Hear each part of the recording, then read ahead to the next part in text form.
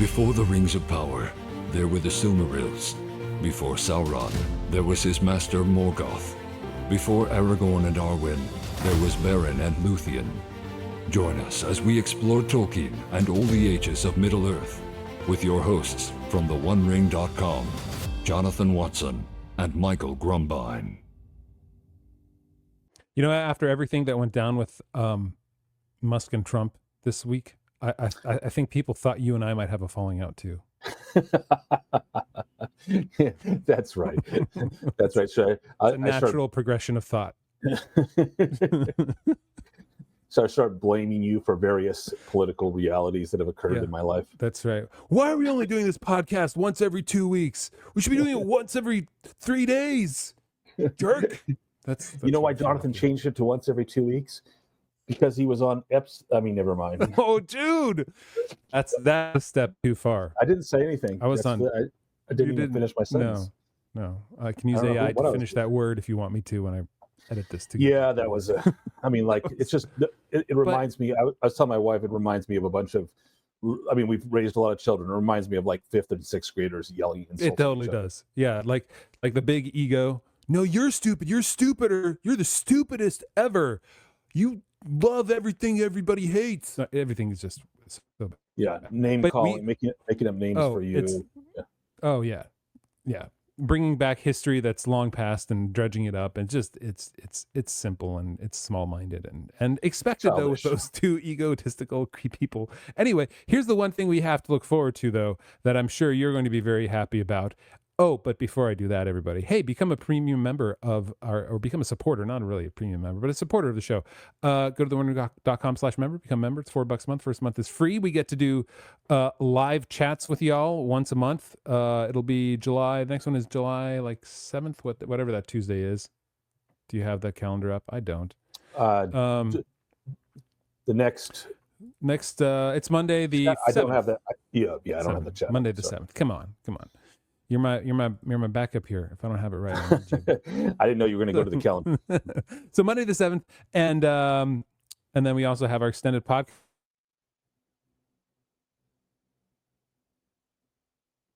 And so Michael and I are going to give you what our guilty pleasure author is. You know, that author that you just kind of blaze through a book, but you just kind of enjoy it. And then perhaps a couple other things that we enjoy that are outside of Tolkien or Chesterton or medieval history or coding or designing, which is, I'm just kind of giving you guys all the things that we do in our or cigars. Everyone knows we like cigars. That's true. Yeah.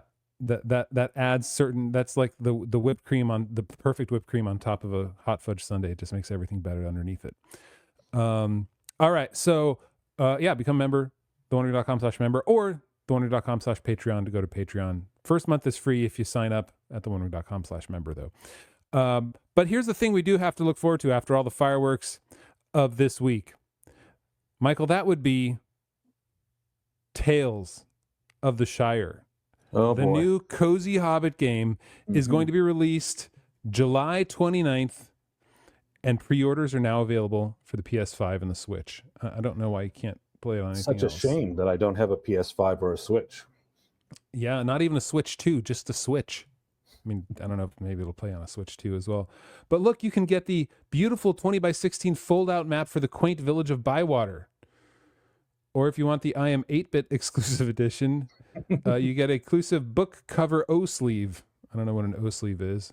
No. And a free download code for the official game soundtrack. Woo!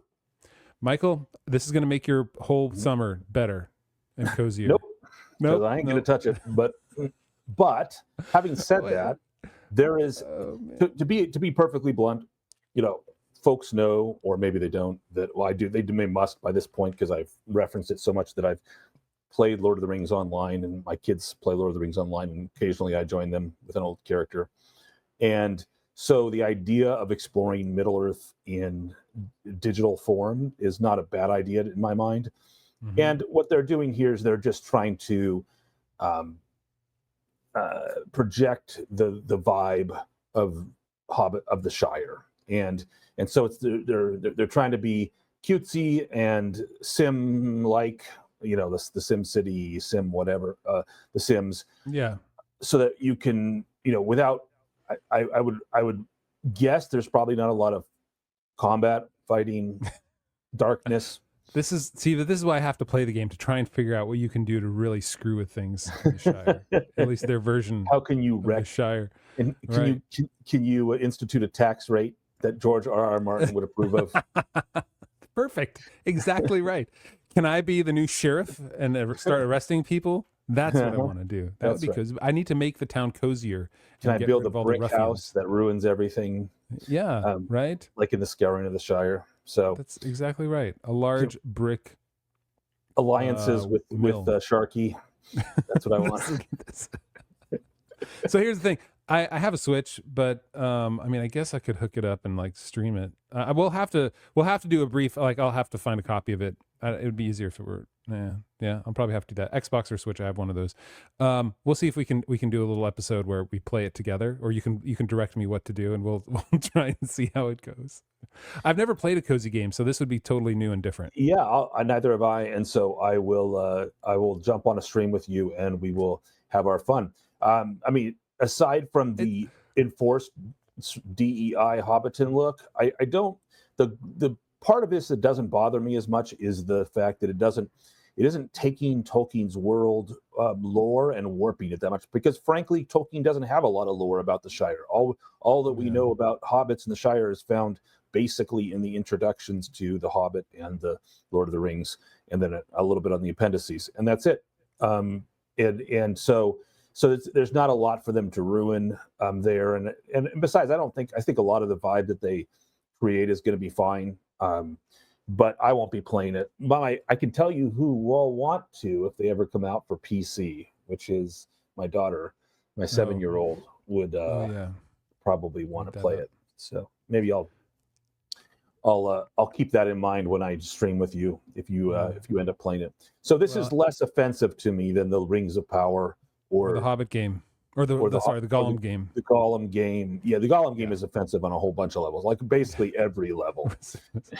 I mean, here's the thing. It's like if you have a bad idea, but the game is really good, right? You're like, okay, like how do you judge that? Well, the game mechanics are great. It could be a whole lot of fun, but I just find that the subject matter is trash, but you can still enjoy it in a certain way. Whereas the Gollum game was, every single aspect of that game was just the worst. The gameplay was horrible. The premise was bad. The acting was bad. There was no draw. Like with this, at least you could be like, oh, let's build the Shire and our houses. Like pretend to be hobbits. Essentially, that's what this is. Pretend to be a hobbit without a care in the world and just sort of do silly social things all the time. At least that's better than pretend to be a creature that eats babies and then let's go walk around Middle Earth and let's have fun exploring Middle Earth. Man. So there's that. Well, don't worry. We'll have our fill of Gollum in the new Hunt for Gollum movie. So we get to see him eating babies then. We'll see. I mean, anyway, that literally is the saga, the place in the story where he was, in fact, eating babies. Yes, right. Mm-hmm. Oh, decisions. Sometimes they're just not made with any foresight. In any case, let's move on. Let's get into what Tolkien actually wrote. We are on to, what are we on? This is, Chapter 11. Let's see, Chapter 11. This is The Hobbit, number 26, our 26th episode on The Hobbit, and episode 139 of Exploring Tolkien, if you're interested in that. Before we actually jump into, before we step on the doorstep, as it were, we have this, guys. Hobbit facts. So we all know the story of how Tolkien started The Hobbit, right? He was correcting papers, and there was a blank sheet of paper, and among all the students' papers that he was reading through and correcting, and he called it just a wonderful serendipity in there. And he wrote, "In a hole in the ground there lived a hobbit." Okay, so that's how it started. But that was a long time before he actually wrote The Hobbit. Like I don't think it was like 7 or 8 years before he actually wrote The Hobbit, and it just sat there. But did you know that the second thing that he did, do you know what that is? The actual second thing of anything written down about The Hobbit before he wrote words or anything like that. Maybe he was telling the story already. There's no specific thing here, but the second thing that he did. I do not. Take a guess. I don't think I know. Okay. So did he make a map of the Shire or something? Yes, it was Thorin's map. This is from. That was a good guess. You seem to know Tolkien pretty well, Michael. Well, actually, I just his love of maps comes through even in this chapter. Like so we'll talk about that. But so that was if you force me to make a guess about Tolkien and what he creates, it'll either be a language or a map would be the same. Yeah. And since the hobbits speak Westron, then it's going to be a map. Yeah, so this is in letter 163 to W.H. Auden, June 7th, 1955. He wrote this. On a blank leaf I scrawled, in a hole in the ground there lived a hobbit. I did not and do not know why. I did nothing about it for a long time, and for some years I got no further than the production of Thor's map. So that was it. So he had, in a hole in the ground there lived a hobbit, and that did something, and then he had Thor's map. What's funny is that in that sequencing is, for many years nothing happened except Thor's map. It's like, what? How do you get from in a hole in the ground there lived a hobbit to Thor's dwarven king's map? Like, dude, what is that? Like, it's sort of like, like with this kind of with a person's ability to build an entire cosmology and history of Earth and civilizations and languages and things like that. He already had things like for the Hobbit already going through in his head, and so he knew that this was going to be a part of it. He had an inspiration for it, and it just becomes such a central part of it. So anyway, I love that. I never knew that when I came across it this week, that, so this was actually the second thing that he did, and that guided, just like in a hole in the ground there lived the Hobbit that set it in motion, Thor's map actually gave it direction. So what's funny is that second, maybe that's his why, but that second thing that he did is, in fact, it features in this chapter, in the first half of this chapter. Yeah, well, let's get into the first half of this chapter. This is a short chapter, guys, so not a ton happens here, but it's important in this first half. We're reading up through the part, in case you're following along in your book. We're reading up through the line in about halfway through that says, there was excitement in the camp that night. So you want to give us a quick overview again, Michael, this week? About sure. What's going on? So it starts after they have landed, or they've left actually Laketown. So they row for 2 days up the long lake and into the river running, and they're going upstream, so it's slow going. It's a swift stream, as Tolkien says. And at the end of the third day, miles up the bank, they disembarked. Doesn't tell us how we know they were supposed to disembark. There must be something there, but they disembark and meet their ponies that have been taken along the side of the lake, I guess, and along the trails, and their provisions that have all been provided by the men of Laketown. The guides, the men who are guides who brought the ponies to this spot, immediately leave. They're like, "Yep, and I'm out. Peace out." They're like, too close to the mountain. Yeah, basically, Tolkien says the songs, which we made a lot out of in the previous chapter, didn't have as much effect as the nearness to the dragon. So the dragon was a lot easier to believe, and the coming of Thorin a lot less easy to believe, or at least his triumph less easy to believe. So they're abandoned. They sleep and are glum that night, and then they begin their journey up the river further with the ponies this time. And it says there's no roads, there's no trails, so they have to make their way through wilderness slowly towards the lonely mountain. And they eventually get to the desolation of Smaug, the blasted area where there's not even any trees, just blackened stumps. And then they finally get to the southern spur of the mountain that sticks out directly to the south. They send some scouts up and around the spur. They're very careful not to go up Raven Hill, which was mentioned next to the mountain, next to that spur, because they feel too exposed. They eventually see the ruins of Dale, the town that was on that spur or in the valley after that spur, and then they work their way west. They set up a camp there, and then they work their way west to a second camp on the western spur. And eventually, because they think that's where the secret door is, eventually they do, in fact, explore enough to find that the trail that leads up to the secret door. It's a blank door at this point. It's just a wall, which is clearly crafted. It's clearly smooth and crafted. So they think the secret door is there. they're right eventually, but in this half of the chapter, it finishes with them having discovered that. And by them, I mean Philly, Killy, and Bilbo, who are the expeditionary force at this point. So, and that's the halfway point of the chapter. This is interesting. So, if you're listening, we have one of Tolkien's. This is an early sketch. I don't know how early, but a sketch of the Lonely Mountain with Tolkien's notes. This is really just internally for him, even though he does add a little design to it. But you can see here, it's really hard to read because the quality is so low. But there's from the right to the left, there's the river running. There's Ravenhill, which you mentioned. It points to where the front gate is. You can kind of see this. It looks like the smoking of the water, right? Or the water. Right. There's dotted lines, mist fumes, I think Tolkien calls it. Yes. And then here's the first camp that you mentioned to the left of Ravenhill. They would not get on there. And then they come around the side to the, what does it say? Approach to the perilous path, it looks like. Right here. Yep. And then there's the back door, and there's the second camp. And the perilous path is the dotted line running along that spur. Right there. Yeah.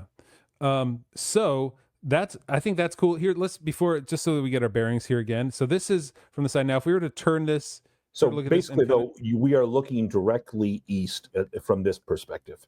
Yes, from the back to the back door. Yes, we're looking east.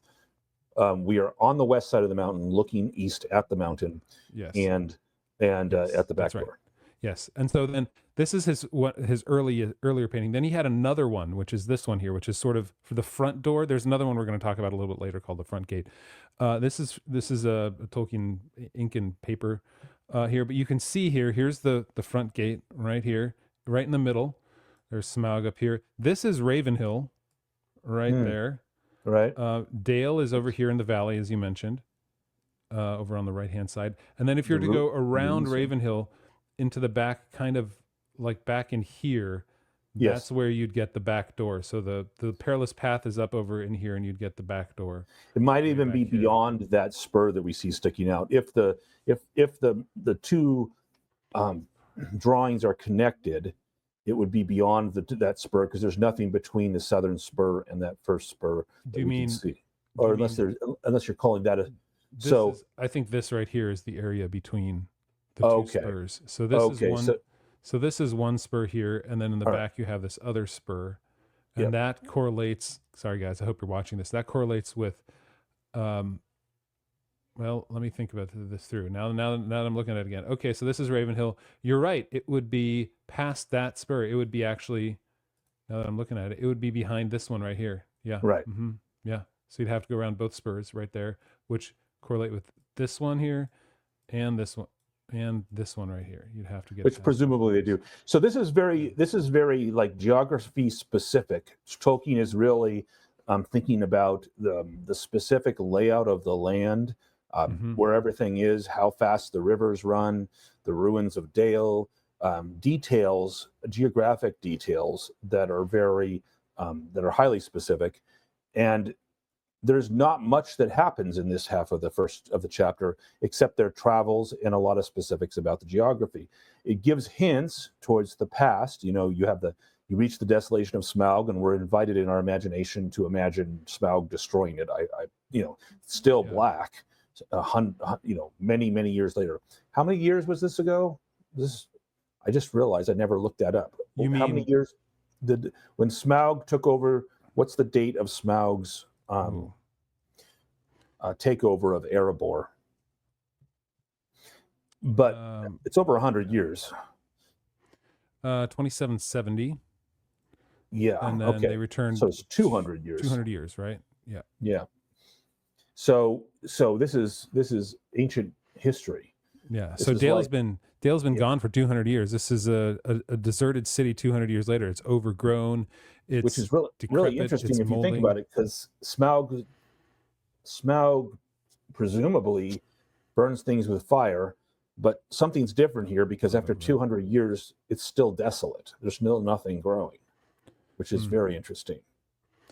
So maybe a quality of dragon fire or the presence of the dragon. Evil has a real effect on the physical world in Tolkien's Middle-earth. And so we're given a little hint of that with the crows, like the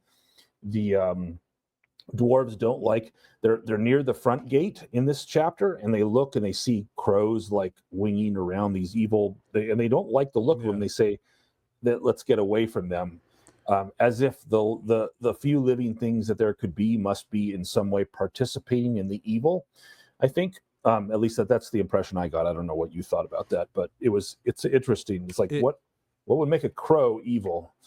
Yeah, well, multiple times that seems to happen. I want to go back to your mention about like dragons and the desolation around them, the destruction that just their presence seems to have. It's not like at least there's no necessary indication that they're out there constantly burning things down and making it desolate. Maybe they are, but it's not like it's there. So this here, I came across this in the History of the Hobbit. It was page 658 in my copy.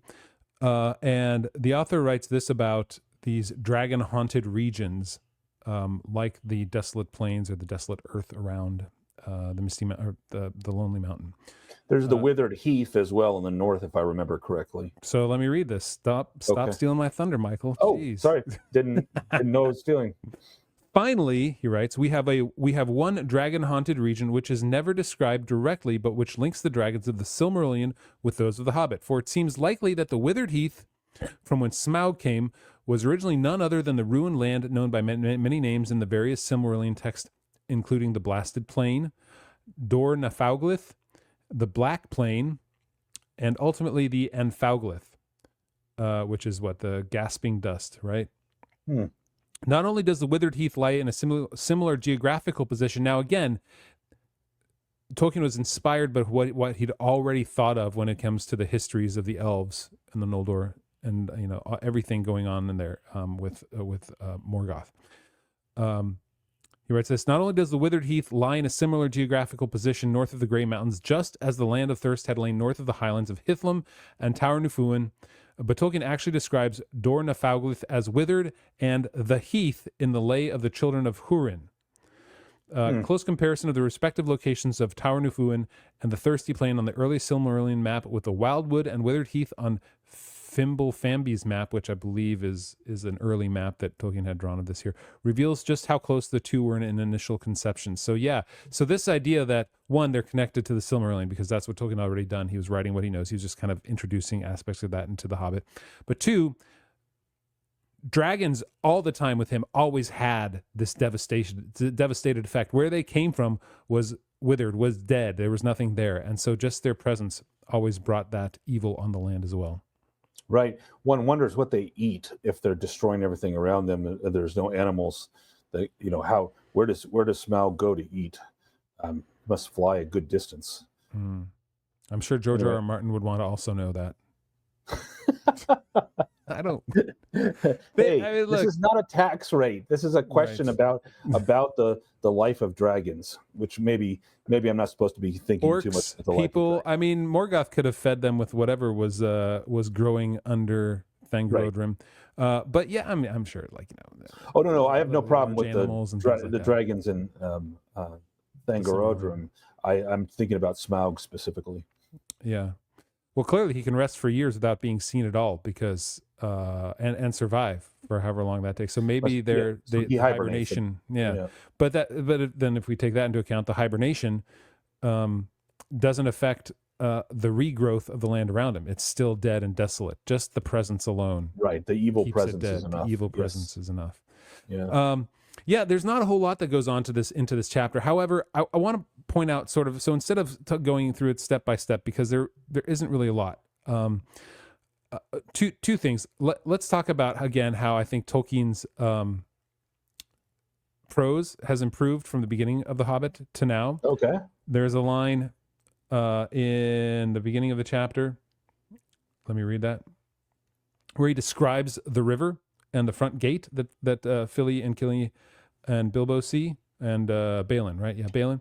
Tolkien writes this: there the river, after winding a wide loop over the valley of Dale, turned from the mountain on its road to the lake, flowing swift and noisily.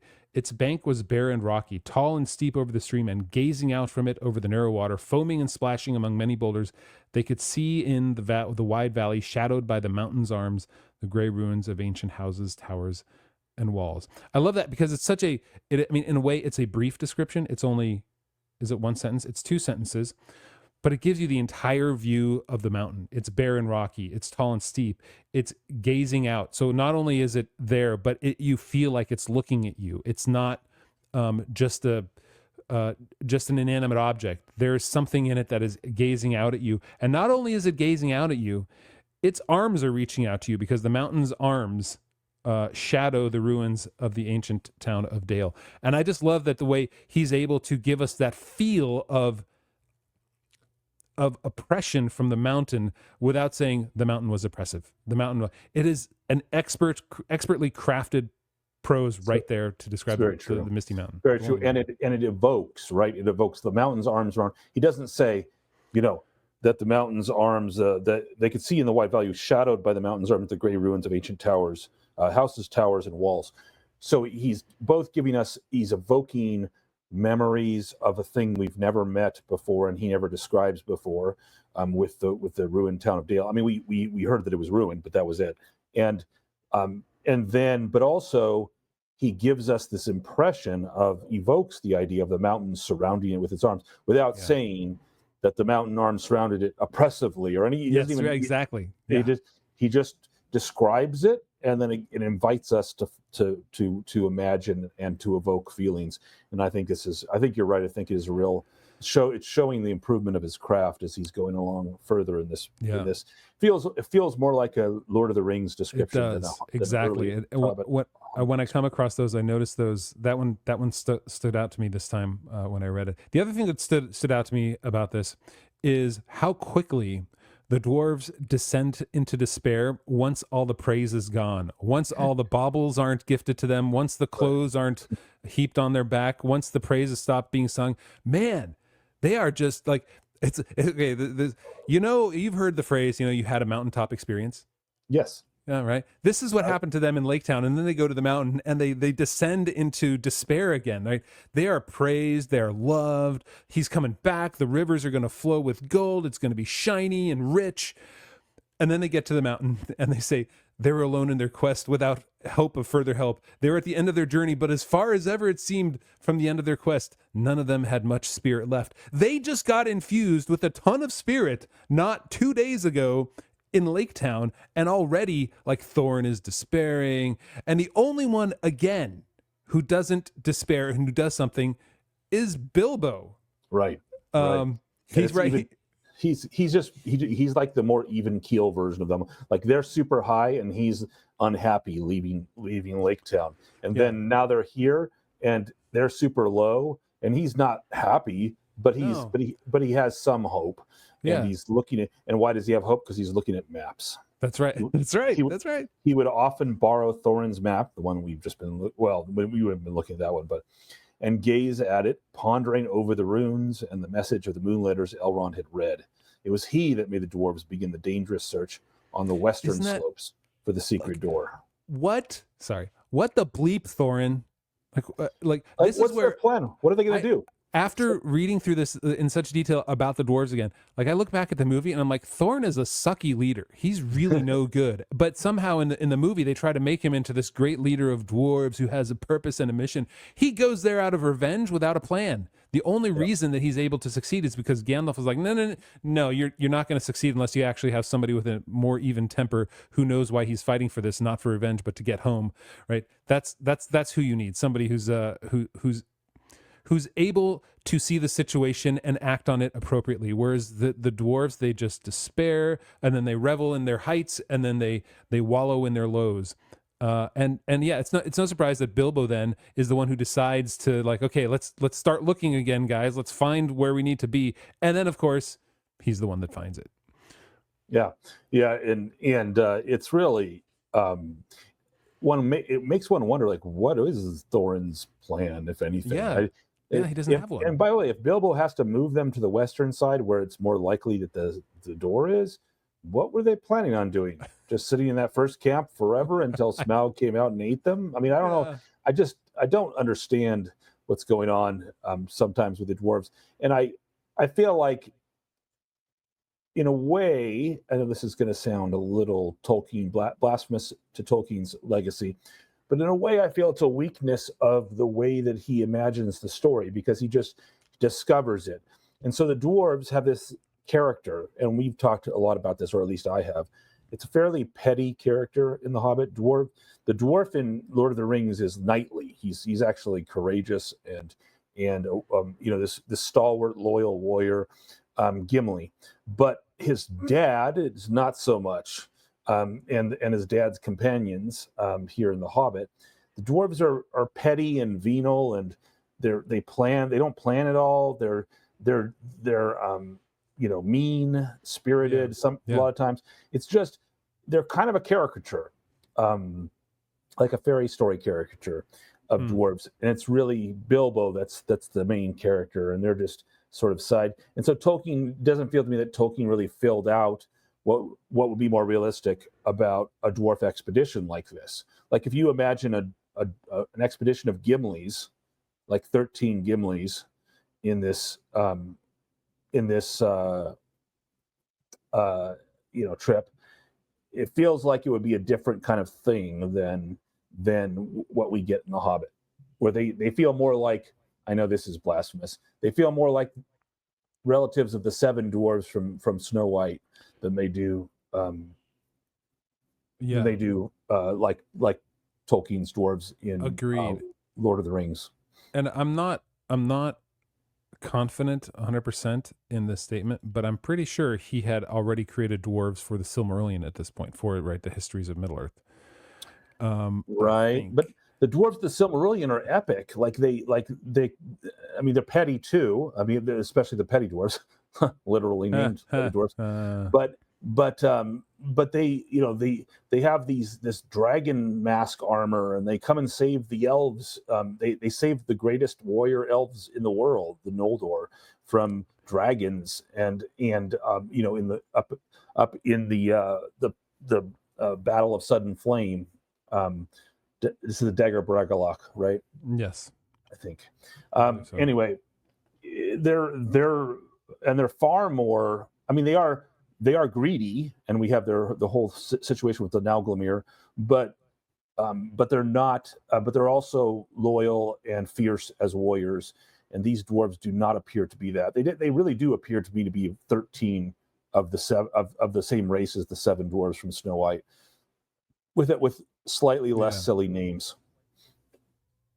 Yeah, it's the further confirmation that this story wasn't originally set in Middle Earth, and that the characters were more fairy tale characters inspired by the other things that he had studied and knew about. That's right, and not the characters from Middle Earth. Like dwarves from Celtic or Nordic fairy tales, they is what they remind me of. And in the same way, elves were the same thing in this one. They weren't really the elves from the Silmarillion, that's right. They were. That's right. We talked about that. I got a couple details I wanted to talk with you about.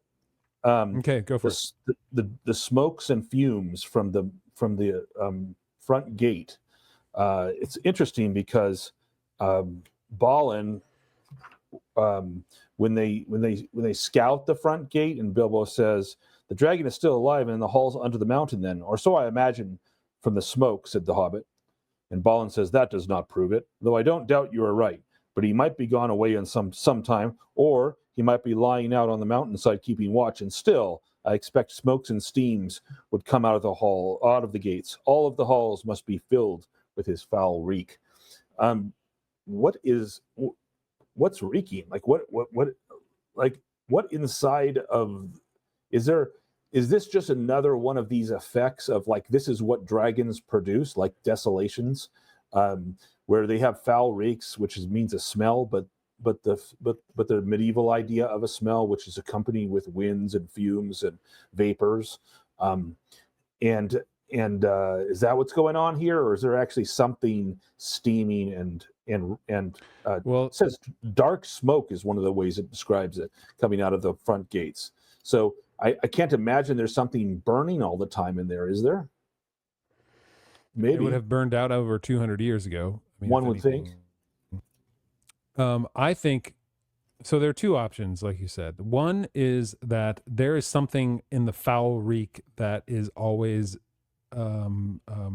slowly coming out of the front gate. It's slowly, the smoke is making its way to the top, whatever that foul reek is. Like now, some sort of would this be the same steam or something? Yeah, right. Like just his presence alone creates this foul reek around him, I guess, because it's affecting the land also all around the Lonely Mountain. That's one option. The only other option would be something inner earthly, right? Lava, Lonely Mountain would be creating something like that. That would be the only other right. The Hobbit movies had it be lava, but yeah. So it's did they have lava or was it just melted gold? Now I can't remember. I thought there was. Was there not lava? Maybe it was melted gold. Maybe you're right. Again, I'm suffering from having watched it once, and by suffering I mean I'm not Truly. suffering at all. I'm actually quite happy. You suffered the one time, and now you're past that. I did my. But yeah, it's interesting. I think it's a way of explaining, like, there's a foul reek, and it is not just something you smell. It's not just something that is sensed. You can see it. It's so bad that you can see it, and I think it's a way of saying, right, Smaug is not just a dragon, but he's a destructive force both on the land and in the air. Yeah. So the fact that his home reeks and smokes is almost like, it does have the same feel to me as the desolation. It's like, what explains the fact that everything's desolate and it's been desolate for 200 years and it's still nothing grows there. There's something more than just a purely natural explanation here. Smaug is a being that is an abomination. Dragons are abominations. And so he brings about corruption of the land wherever he goes. So do you think then that, well, the dwarves want to retake, Erebor? Sure. Is it to retake Erebor? Is it to get the gold back? Is it to restore the land? Is it all of it, I guess? I don't know, but I mean, I can't see the dwarves caring about the restoration of the land itself except as an afterthought. I think for them, it's the mountain home that's theirs. Like he's taken what is theirs. So there's the gold aspect, but he's also taken their home. So it's their hearth and home from the song, right? So that means something to dwarves as it does to all living intelligent beings. And so I think it's the combination of their home and their gold that they care about. I mean, obviously, I don't think that. I just don't think they would care like elves would care about the natural world as much. The land around. I mean, obviously they would care. They don't want it to be desolate. And I also think it's like for Thorin in a way, right, it would be a quest to regain his royalty. That's right. Because when you think about the way he acted in Laketown, right, when he was lavish with praise, he became more of a leader almost. Right? Yep. He was making things happen when he was there with the people, but when he's alone in a situation with just the dwarves and Bilbo, he's kind of not sure what to do because he doesn't have all the I don't know if it's the adoration around him or the will of the people looking up to him. He's sort of lost without that as an aspect. Maybe I'm just reading into it too much, but I feel like for him, it's probably a personal thing to say, I need to take the mountain back to find who I am because this is who I'm supposed to be. I agree. For Thorin, there's definitely that. I mean, he bellows it out when he reaches Laketown. So multiple times. That's right. So yeah, I agree with you. That's his motivation as well. The other question I had was about, it's not really a question, it's just kind of interesting to me, was after they edge their way down this incredibly narrow pass across the mountain where they can't even bring packs because they would basically be in danger of falling 150 feet down to their deaths. They make it to this little, like mountain cove almost. I know coves have to do with water, but this hidden little overhang area with some grass actually, and the wall, the smooth wall that they're sure has the door in it. It says, no sign was there of post or lintel or threshold, nor any sign of bar or bolt or keyhole. Yet they did not doubt they had found the door at last. They beat on it. They thrust and pushed at it. They implored it to move. They spoke fragments of broken spells of opening, and nothing stirred.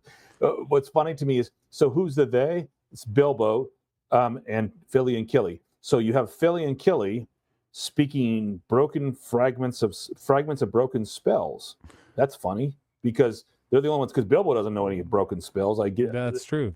So it's got to be Philly and Kelly. So apparently it's part of dwarf upbringing to learn spells, and they were bad at it. They were poor students, and so the one would imagine dwarven spells have to do with things like opening doors. Yeah. And I mean, we see it with Narvi's door and Celebrimbor's inscription.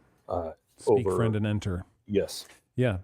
Interesting. I didn't catch that, but you're right. It So would only be the them. imploring part. I imagine my headcanon is that's their imploring. Is they're using words. They're using phrases like ultimately opened the door. Gandalf used to open the door to Moria. Yeah. There are probably stories that they would have had that would pass down about the doors that opened Erebor or the doors that did open Moria and things like that. And anyway, it's so cool because it's the kind of thing that makes you just think and build all kinds of imaginative background. And Tolkien does it in like a sentence. It's just it goes back to that phrase about the mountain, right? He's able to do that in the shorter words. This is where so many people think that writing well means writing descriptively in long phrases that let you ruminate on them on what they really mean, when the actual magic is writing as succinctly as possible with words that have the most pregnant meanings that allow you to create the reality inside your own head, to experience it and not just be told what it is. So, yeah. I agree. Yeah. Okay. Hey, so next week we'll get into the opening of the door, but I wanted to take a look at this painting by Tolkien of the front gate. I guess it's really not a painting so much as it is an ink an ink painting. He inked this here in any case. So this is the original one. This is the front gate. You can see the foul reek steaming out of the front gate right here. Yes. And then you have all these layers and all these lines and this sort of, I don't know, tree here, little bit anthropomorphic tree that's dead. All the rubble of the rock strewn here. And so this was his painting. And then in 1976 for the Tolkien calendar, I can't remember his name, they took it and they made it into watercolor, like this. And I got to say, I kind of don't like it. You don't? You don't like it? It's a little Art Nouveau-ish to me, and I've never really liked Art Nouveau. That's why, because I like Art Nouveau. Oh, okay. And you don't. Yeah, but you know what it is? It makes it difficult to figure out what's going on around the mountain here. Like the different types, like right over here, the different types of layers that they have with the stone. It doesn't feel right to me. Like this is not the way I'd imagine a mountain to look. Now I like how the river comes out, and like his style is incredible. And again, now this is a colorist's rendition of Tolkien's painting here, right? So it's not necessarily how Tolkien would have done it, but this is how this artist did it. And even added more clouds in the sky based on what he thought would be there. But yeah, it's very cool. Not my favorite though. Maybe it's, but I dislike this version more than I dislike this version right here, the black and white version. So I don't know. Anyway, that's cool. See, I like it. I like it. I like the addition of color. I'm a sucker for watercolors anyway, but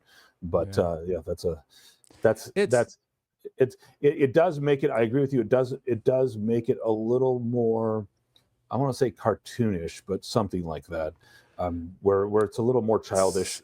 It's more, it's so stylistic there. The sense of reality is gone from this, from like, the drawings he had of the Elven King's Hall, which I think were far more realistic. I just don't get all these layers of stone and what they mean exactly here, along the top. Well, it's clear they didn't have an idea of what they mean. They were just like looking at it from a perspective, at least that's what I think, a perspective of there are lines here, and so we have to have different strata colors and such for each set of lines. Yeah. And so unless you'd say like this is what maybe the dwarves hewed this out of the mountains. Well, absolutely it is. That's what the dwarves carved. Because the dwarves made the front gate. Right. But just the layers are so intense that it's hard for me to figure out what's going on exactly. Maybe that's the more fairy tale nature of this part, and maybe that's what all this rubble is, right? This is all the rubble strewn from their original carvings of that.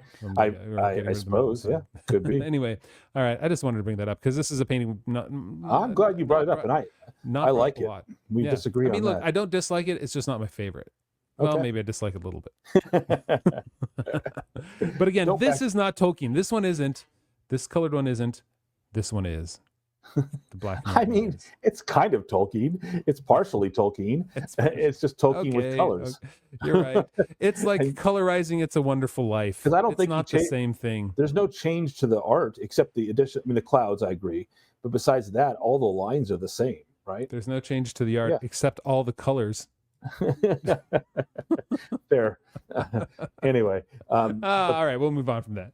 It's not like the artist added anything, like any objects or anything like that. No, that's true. That's true. There's no gender neutral mountains in this. Right. There's no gentle. That's funny. He didn't add arms to it. All right. Okay. All right. The so shortest there we go. half chapter ever, and we still managed to talk. 45 minutes on it, man. We're amazing. Okay. Hey guys, we're going to get into our extended podcast. We're going to talk about our guilty pleasures of reading and other things that we have on our mind. So join us there. Go to theonering.com/member, become a member there.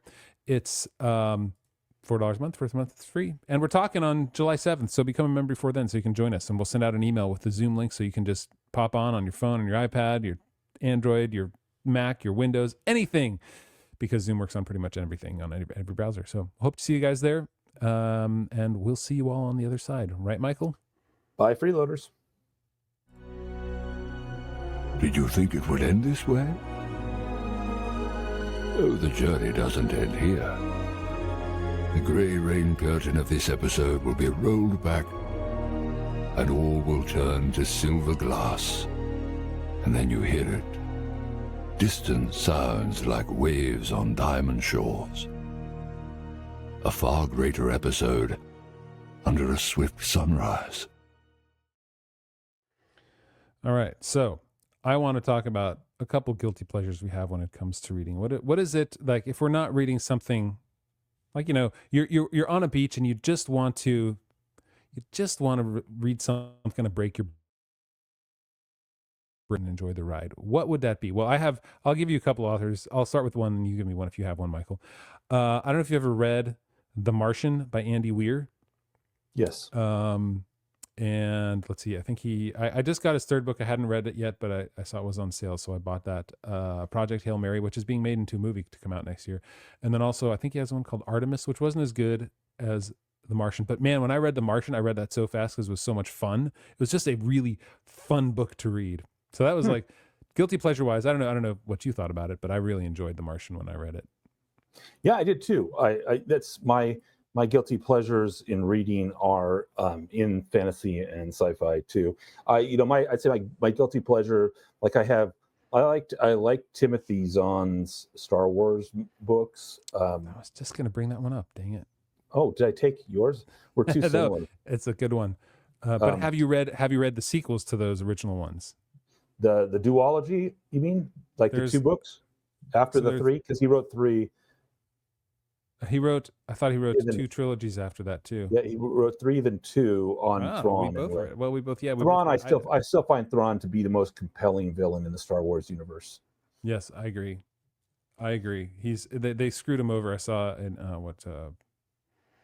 Ahsoka. They just kind of made him into a. Yeah, I was warned off of it after by people that watched Ahsoka and watched Thrawn there, and I just went nope, because Thrawn. I mean, the guy who is the most effective villain, not because of his force powers, but because of his mind. The fact that he can anticipate, predict, and plan and outthink every opponent that he comes across. Yeah, and I love that. Like, he does a really good job of describing how he got to that point in the Thrawn books. Right. There are three. There's Thrawn, just Thrawn. And then one's called Thrawn Alliances, and then one is called Thrawn Treason. And then he came out, which I haven't read yet, which are prequels called the Thrawn Ascendancy trilogy. So I haven't read that yet either. But I haven't read the prequels. Yeah. Yeah. There's wow. 2020, 2021, and 2022. That's impressive. Or 20, yeah, two. Wow. He's the anti-George R. R. Martin. He came out with 3 books in the span of a year and a half. That's pretty good. And that's where their guilty pleasure. This is not. He's not he's no Tolkien in terms of his writing quality, but he's fun, right? He is fun for fun, and he's picked subjects that are fun. I mean, look, he's incredibly appropriate to Star Wars. Star Wars is space opera. It's the silliest kind of science fiction, but it has a ton of fun and at its best. And he is the best book author for the Star Wars books. I read a lot of them when I was younger, but I like Zahn best. So me too. That's a guilty pleasure. I now consider Brandon Sanderson a guilty pleasure because I read the latest book 5 of his Stormlight Archive, and I'm done with him now. He went over the top. I don't know if you heard about this, but he went totally woke. And really, it forces you to read multiple chapters of a homosexual romance as a main, and it wasn't even like it moved the plot along. Dude. It was just he's just paying lip service to what he thinks he needs to pay lip service to, basically. Like. And he got his first obviously transgender character in there, and we had to talk a lot about that character, and it's just it was unfortunate. So, but I used to like Sanderson as he was kind of that man could write at speed. Like, he is incredible. I've heard about that, incredibly prolific. Yeah, I still haven't read a whole Sanderson book, and now I'm sort of turned off by actually reading it. So yeah, well, if you're saying you never read his finishing of Robert Jordan's? No, never. I stopped at book 5 of Robert Jordan. Never finished that either. Oh, okay, yeah. He actually did a good job finishing Robert Jordan's work, and his first couple books of the Stormlight Archive were excellent. And then he's good world builder, but then. Yeah. Ultimately, most of his characters end up feeling like they're stuck at 13 to 15 years old, mentally. I mean, just sort of emotionally and with regard to their maturity level. So it's unfortunate. There's one other author. I don't know if you heard of him. His name's Daniel Suarez.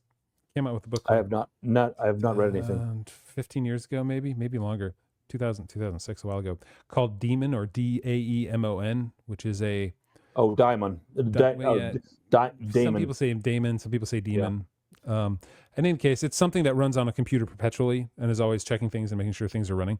So it's a story about a computer programmer who essentially discovers this demon that this guy left over after he was dead. I think I'm trying to remember the story now. And this world has, it's sort of technopunk, but not in the sense of Snow Crasher, if you've read any of those things. Now I'm really getting into the weeds here. So the world already is sort of like everybody's living in a virtual world, but they all have glasses. Like we have glasses now, not like the big ones, but augmented reality. And so you can see people's scores of this game and all this sort of stuff as you're just walking around bobbing above their head and everything like that. But it's a really intensely well-written whodunit, how do I get myself out of this here kind of thriller. And I really enjoyed it. Anyway, it was a lot of fun. I think cool. I listened to it on audiobook. Somebody recommended it to me, and then I quickly read his the 2 sequels to that. I think there were 2 sequels to that. And then why does everybody do trilogies except for Robert Jordan, Brandon Sanderson? And then also a couple of his other books. But yeah, Daniel Suarez is his name. Nice. Just fun. It's got a little brutalness to it too, because it's a thriller. People die and things like that happen, but it was well written. So that's book wise. Now Michael and I, if you've joined our monthly chats, you know that our other guilty pleasure is cigars. And we did meet at a Chesterton's group that met in a cigar shop. So it's kind of the basis of this whole relationship is actually right. That was how we first met. Exactly. So, and then we discovered, then I took over. I was the lamer second choice for the Tolkien podcast at Babylon Bee after Jonathan left for greener pastures, and got myself kicked off of that job. Which is a longer story. But my guilt, okay. but other hobbies. Mm-hmm. Is that what you're asking about? Yeah. What other guilty pleasures do you have other than Lord of the Rings Online? We know that. Guilty pleasures would be similar to that, but in the physical space. So 3D printing, and I played Really? the miniature game Warhammer years ago, and now my sons are into it. My young sons are into it, Huh. and Cool. but now in this world, you can 3D print miniatures, so you don't have to spend Yeah. ungodly amounts of money buying them from Games Workshop. And so my guilty pleasure is setting up these 4 foot by 6 foot boards with hills and forests and stuff, and Wow. helping my children play miniature battles with them, and 3D printing their miniatures. That's So pretty awesome. You but have a 3D it's printer very that you use? fantasy-esque. It's like a combination of Napoleonic warfare with ranks and files and blocks of troops, as well as magic and monsters and stuff. So it's Yeah. a lot of fun. But but the part of it that's really fun is painting. So you have to the miniatures come unpainted, and then you paint them, which is quite an endeavor. And a lot of people put a lot of time and artwork into it. And years ago, I painted a big army of elves, because that's my deal. I love elves, and that was like 25 years ago. But now with my kids, I spend some time painting with them. With Wow, the that's miniatures fun. too. So That's anyway, great. that's guilty Yeah. pleasure. That's cool. I've never I used to do models when I was a kid. Like I did the HMS Bounty, and I did like Robotech and like fighter jets and things like that.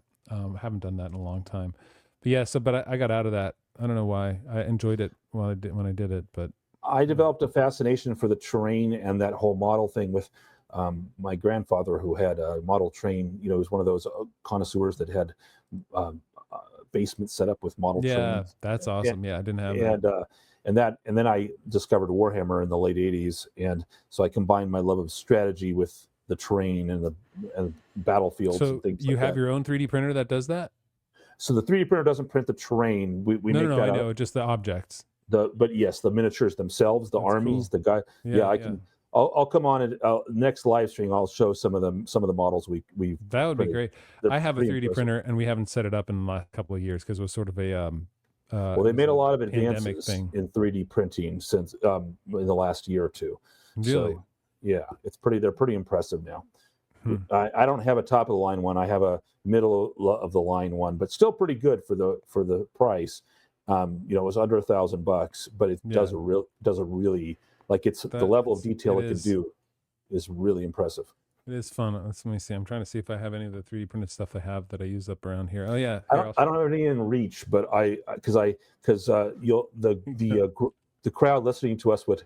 Oh, nice. This is just like, it's to hold my little USB sticks and some pens. So you just. Oh yeah, no. There's like, you can do all kinds of cool practical things. SD cards and whatever. Yeah, it was a great little thing. And you can go to there's a website that has a ton of things on there that you can find. Yep. Anyway, so the other thing that I do, I still play a couple video games. One is StarCraft. Oh, you play StarCraft still? Yeah, occasionally. Very cool. Let's see, what am I? I'm a platinum level player. I think that's what it's called. So I only play maybe a couple of games a week, and they only go like 10, 15 minutes at the most. But yeah, it's still fun. I still enjoy Who's your favorite race? I play the Zerg. You do? The Zerg. I always love the Swarm. I don't have to think too hard about like that. Just build a ton of units and go in. Yeah, just Swarm. Yeah. So I still play that a little bit. I mean, StarCraft 2, I guess, came out in 2010, so it's been 15 years. But I do that, and then go ahead. I was just saying, you play StarCraft or StarCraft 2? StarCraft 2. Sorry. Yeah. No. Okay. Nobody really. Yeah. No, StarCraft is a little bit old for me. I wouldn't do that one. And then I still my other guilty pleasure outside of Tolkien and my work job, to get away from that, is I play Ultimate Frisbee. So we have every Sunday a bunch of guys together play in a park near here. So my son and I, now my daughter and my 9-year-old. So my 9, my 13, and my 15.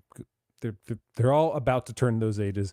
But we all play together with about 15 to 20 other people, and it's awesome. A lot of fun. And then this year I also got into a league up in Nashville, a summer league. So my son and I are on the same team. Oh, very serious. Playing in the league. So that's kind of fun. I am so out of shape compared to so many of those people there. So I'm just like, here's how I'm going to play this role. Ultimate keeps you in shape. I was surprised. I was surprised when I saw some game. I mean, obviously, I had a Frisbee when I was growing up, and then the what do they call those? It's the donut Ultimate Frisbees. Aerobies.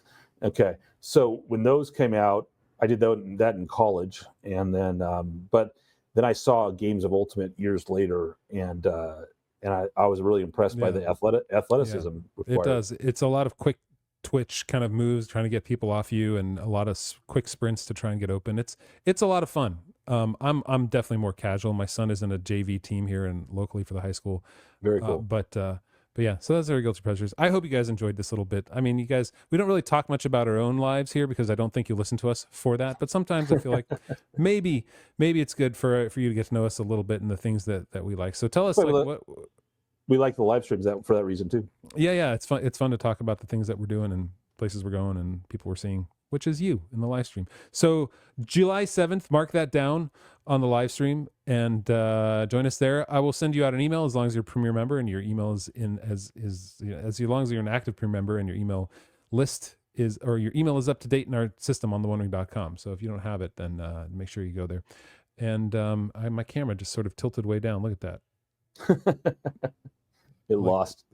It's like, what's going on here? It's screwed from the left-hand side. In any case, all right, guys. Well, thanks for joining us. Next week, we'll finish off chapter 11. And we'll try and hurry this up because Michael's itching to read Children of Thorin. I am. But I like the end of The Hobbit. It's fun. But I think it's the result of us doing only every 2 weeks that it's starting to make me antsy. Yeah, I think we'll get back into a more regular schedule further down the line in the summer. My summer is incredibly busy with a couple of weekend trips that I have to take, which is just going to ruin the rest of the week for me. So in any case, we'll get back to it. But thanks y'all for listening. We'll catch you next 2 weeks from now, actually. All right. Bye, everybody. Take care. See you guys.